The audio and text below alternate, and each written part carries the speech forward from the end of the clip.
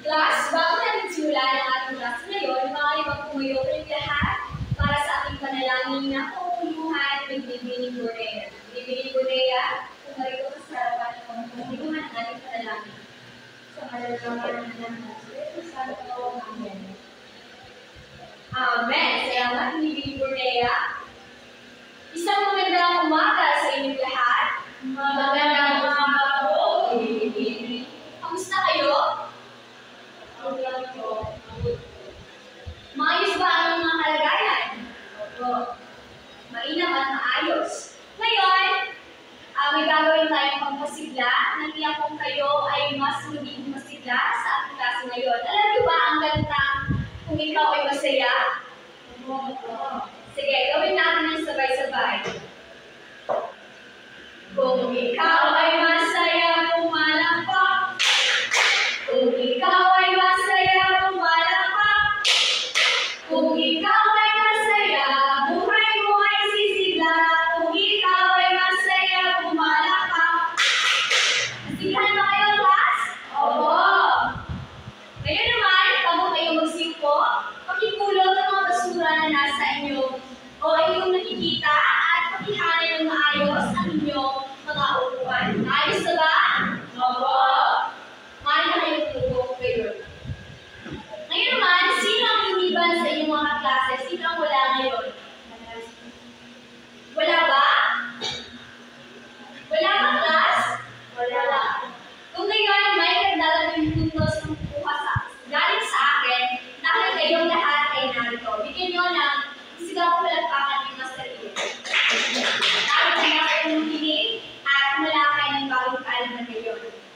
Ayun naman, class, narito ang mga tutuloy na nais ko na isang buhay ninyo na naway na itindihan ninyo. Ibasa na sabay-sabay. Makinig ng mabuti at umupo ng mabuti. Magsalita ng malinaw. Magbigay ng respeto sa nagsasalita. Naiintindihan ba, class, ang ating mga tutuloy? Opo. Naway, inyo ito sa buhay na sa ganun magkaroon tayo ng maaliwalas na klase at nagkaroon tayo ng maraming kaalaman. Ngayon, class, sino sa inyo ang nakakaalam o nakaalala sa ating unang paksa noong huli natin pagkikita? Okay? Sabi niyo kung pagkaalam niyo ating kinalakayin ng ating mga ito po ay patungkol sa mga masarili. Magaling! Bigyan natin si Binibining Generosa ng 5 palakpak. Magaling, Binibining Generosa dahil natiyak ko at kita ko na ikaw talaga ay nakikinig sa ating paksa na tinalakay noong huli natin pagkikita. Ngayon naman, class, may inihanda akong isang tula na maaari natin pagbabasihan. Kung pagbabasihan, sa kayo, magkaroon kayo ng ideya sa ating paksa na tatalakayin sa akin ito. Pag-ibasa na sabay-sabay, ang tulo ng pag-unawa. Sa bawat salita iyong narinig, may mensahe dapat mong magbuhat. Okay. Ngayon, tapos na natin basahin at unawain ang tula. Ano masasabi ninyo? Maayos lang ba ang pagkahanay ng mga tula? Opo. Ano ibig sabihin o ano yung pinapahiwatig ng tula? Pag-uunawa ako. Kumayo ka, Binibining. Para po sa akin ang tula ay tungkol sa pag-uunawa ko. Sa bawat salitang aking naririnig. Okay, magaling. Ano pa? Ano pa ang masasabi ninyo sa tula? Sa tingin ko po, kasi ang tula ay may no? Kung maaari siyang ikolekta sa huli, magaling sa tao na tutusin sa tula. Magaling. Bigyan ninyo ng 3 palakpak ang inyong mga sarili. Ngayon naman, class, handa ba kayo na matuklasan ang ating o handa ba kayo makinig sa ating panibagong paksa ngayon? Opo.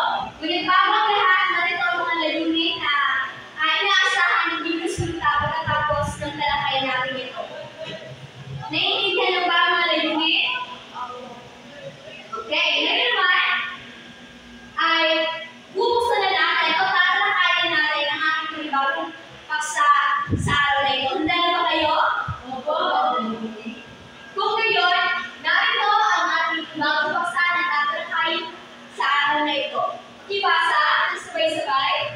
Pag-unawa sa mga auditoryo. Listening comprehension. Okay?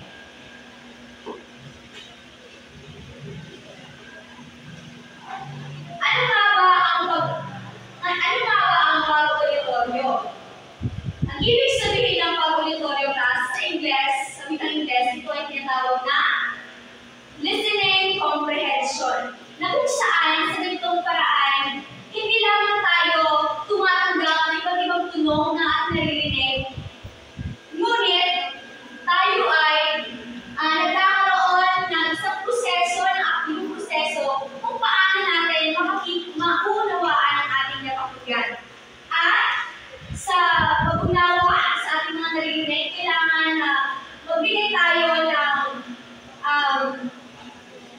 atensyon, interpretasyon, at kailangan natin yung buong mga ideya na kung saan ito ay tutulong sa atin kung paano natin maunawaan kung ano man ang ating napakinggan. Naiintindihan ng ba, class? Okay. Pwede mong umalis? Sige. Okay. Ngayon naman, tututo na tayo sa ating unang parte sa ating paksa na pag-unawa sa pag-auditoryo. Ito ay ang pagpapaunlad ng kasanayan sa pakikinig. May ideya ba kayo tungkol dito? Wala. Kung gayon, pag sinabi natin pagpapaunlad sa ating kasanayan sa pakikinig, ibig sabihin, sinasanay natin sa mga sarili kung paano tayo makinig ng mga iba't ibang mensahe na kung saan hindi lamang tayo nakikinig, ngunit sinasanay natin ang ating sarili kung paano natin uunawain ang ating mga naririnig. At importante ang pagsasanay sa ating sarili sa pakikinig sapagkat sa pagsasanay natin sa pakikinig at pag-uunawa ng ating pakikinggan, maaari tayong magkaroon ng mga improvement o mga kaunlaran. Mga kaunlaran kung saan tayo ay hindi epektibo na tagapakinig. Naiintindihan niyo ba? Opo. Ngayon, tutunan na tayo sa mga estratehiya sa pag-unawa ng naririnig. Dito may 5 bahagi. At ito ay ang pagtatala, pagbubuod, pagtatanong, pag-uulit at pag-monitor. Pag sinabi natin pagtatala, at ibig sabihin nito? Magaling. Ito ay tungkol sa pagsusulat natin ng mga mahalagang ideya na ating naririnig. Kumbaga, itong mga key points na kung saan nakakatulong sa atin na magbigay tayo o magsulat tayo ng mga mahalagang ideya lamang tungkol sa bagay na ating naririnig. At susunod naman ang pagbubod. Pag sinabi natin pagbubod, ano ito sa wikang Ingles? Summary. Magaling. Ito ang pagbubod o yung binibigyan natin ng kaunting mga kaalaman o ganyan. At kung sinabi natin pagbubod, ibig sabihin,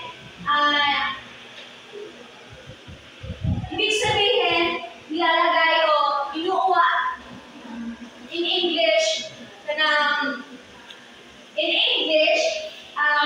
sinusummarize lang natin yung ating napakinggan. Nang sa ganun, tayo ay magkaroon ng kaunting kaalaman, ngunit ito ay ang kabuuan. Naiintindihan ba? Oo. Susunod ang pagtatanong. Kung sinabi natin pagtatanong, ito yung asking question. Kumbaga sa Ingles. At kasali ko sa estratehiya, sapagkat kung tayo ay nagtatanong habang tayo ay may napakinggan, maaari natin sabihin na nagkakaroon tayo ng mga ideya na nais na pangalaman. Na kung saan sa pagtatanong, ibig sabihin sa pagtatanong kung ikaw ay sinagot na ng nagpagsalita, nagkakaroon ka ng kaalaman at kaayusan kung saan kung may mga bagay na hindi naiintindihan, nabibigyan ito ng kahulugan at explanation. Naiintindihan ba? Okay. At ang huli ay ang pag-uulit at pag-monitor. Kung sinabi natin pag-uulit at pag-monitor, ito yung sinasabi natin sa utak natin kung ano yung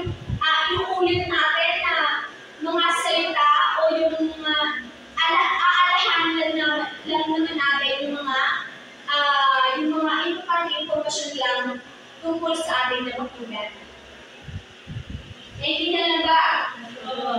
Lalako na tayo sa pangatlo. Ang pagtukoy sa mga mahalagang impormasyon. At pag sinabi natin pagtukoy sa mga mahalagang impormasyon, ito sinabi ko na hindi lahat ng ating nakikita sa ating paligid o sa isang talakayan ay kinakailangan na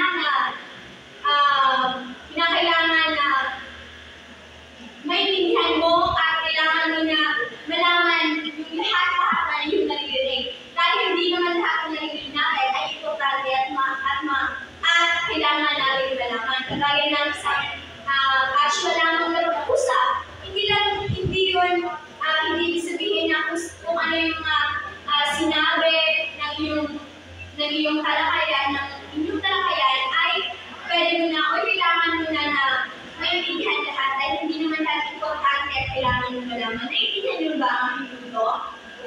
Okay. At sa ganitong paraan, nagiging mas malinaw ang kabuuang mensahe at mas madaling matandaan ang mga nilalang nito. At lalako na tayo sa pang-apat. Ito'y magkikilala sa intonasyon at tono ng pagsasalita. Ibig sabihin, kailangan natin na kikilalanin natin yung mga intonasyon, may iba't ibang intonasyon at tono ng pagsasalita. Dahil may mga salita na parehong pagbaybay, ngunit magkaiba ito ng tunog at mga intonasyon. Halimbawa nito ay ang tubo. Ibig sabihin ng tubo ay yung prophet, kung sa Ingles. At pag sinabi natin tubo, ito yung gamit sa daluyan ng tubig. Ganda. Yun! Tama yun. Naiintindihan niyo ba? Opo. Okay, lalakad na tayo sa panghuli. Ang pagbuo ng mga tanong mula sa narinig. Kanina, tayo ay pumalakad kung ano yung mga estratehiya sa bilang doon ng pagtatanong. Pareho lang din yun dito sa paglima. Nagbahagi ng unawa sa pagtutoryo. Dahil, isa sa mabisang palatandaan ng tunay na unawa ay ang kakayahang bumuo ng mga pagulong tanong mula sa nakakagyan. Sa pamamagitan nito, class, ay naipapakita na ang tagapakinig ay hindi lamang nakinig, kundi nagsuri at nag-isip ng mas malalim, at ang pagtatanong ay magiging daan din upang malawakan ang talakayan at mas magtibay ang kaalaman. At ibig sabihin nito na sa pagtatanong nakakabuo o mas nakakabuo tayo ng matinding kaalaman dahil sabi mo dito na mas yung tunay na tagapakinig o yung tagapakinig, malalaman natin na siya ay tunay na nagkakaroon ng kaunawaan kung ano man yung pinalakayan kung siya ay nagkabuo ng iba't ibang tanong mula sa inyong tinalakay. Naiintindihan na ba, class? Opo. May mga tanungan mo ba kayo? Opo. Okay. Class, dahil sinabi ninyo na naiintindihan ninyo ang ating talakayan at tulad ng kayong mga katanungan, tayo na magkakaroon ng gawain. Okay, basahan. Paluto? Bawat grupo ay sumulat ng isang salaysay na nagpapaliwanag sa kahalagahan ng pag-ibig sa pang-araw-araw na buhay. Isulat ito sa buong papel na pinili ang bawat grupo at may isang miyembro upang basahin ang salaysay sa harapan. At narito ang kapamutan ng mga reklama at magbasa. Nilalaman. Organisasyon ng ideya, 30%. Gramatika at baybay, 20%. Panitiban at kayusaran, 10%. Ngayon, dito sa panuto natin, sinasabi na haatin kayo sa dalawang grupo. Kung ngayon, kayong dalawa ay magiging unang grupo at kayo ang pangalawa.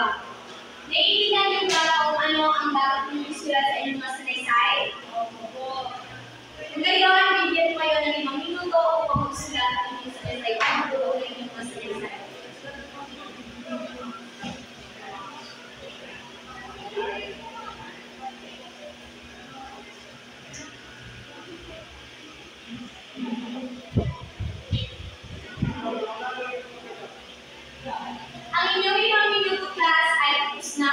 Ipasa ang inyong mga papel at sa susunod na pakikita ay magkakaroon kayo ng presentasyon mula sa inyong ginawang sinesay. Ipasa ang inyong mga papel.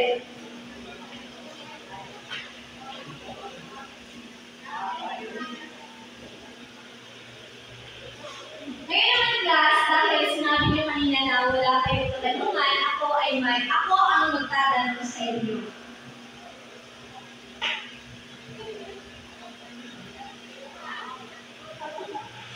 Ako ang magtatanong sa inyo.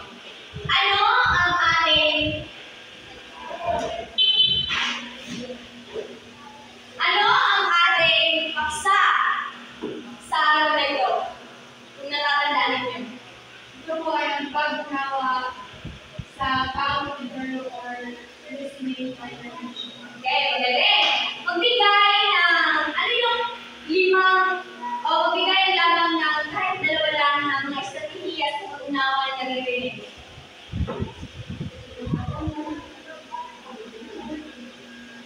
Ito ay utang, pagbuod, at pangalawa ito ay pagtatanong. Okay. Yun ang 2 sa mga estratehiya sa pagkikinig. At talagang nasisimot ko sa inyong mga sagot na kayo ay nagkakaroon ng kalaman. Naiintindihan nyo talaga ang aming paksang nilalakay.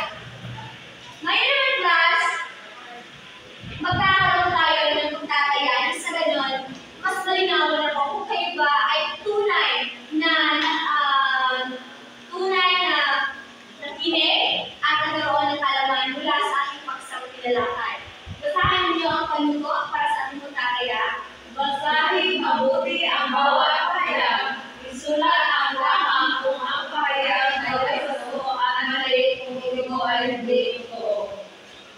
Ngayon naman class, kumuha kayo ng halagang papel para sa ating pagtataya at bibigyan ko lamang kayo ng 5 minuto upang sagot sa 10 minuto sa pagsagot ng mga katanungan ito. Naiintindihan niyo ba kung anong gagawin niyo? Oo. Kung gayon, ang inyong 10 minuto ay magsisimula na.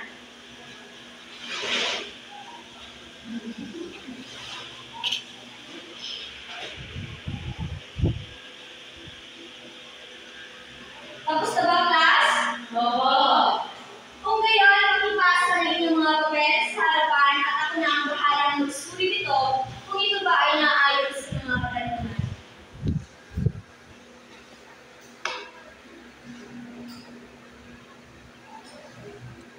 May katanungan ba kayo? Wala na po. Ngayon class, may mga katanungan ba kayo mula sa ating taksang tinalakay? Tanong kayo.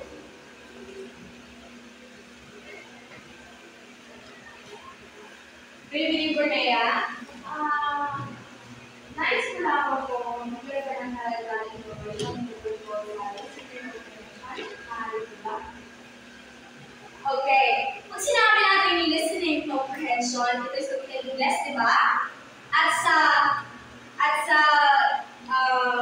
wikang Tagalog, ito ay pinawa sa pag-auditoryo na kung saan ito yung paksa na pinalakay sa araw na ito. Tama ba? Opo.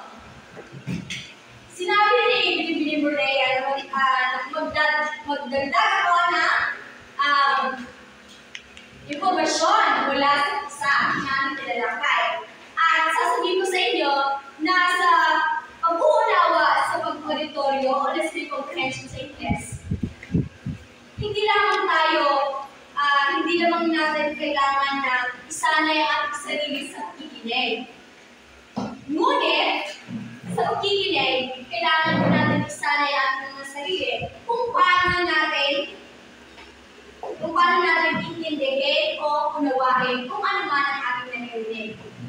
Ibig sabihin, hindi natin magagawa o hindi magiging matagumpay ang isang talakayan kung wala ang pakikinig at pag-uunawa. Hindi natin masasabi na ang isang talakayan ay matagumpay. Halimbawa nito kung ang magkakaroon ng meeting ng isang silid-aralan sa pagitan ng guro at mga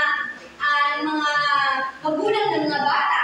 Ibig sabihin, hindi magiging matagumpay ang meeting na isa sa dalawa kung hindi naman naiintindihan ng mga magulang kung ano ang tinalakay ng guro.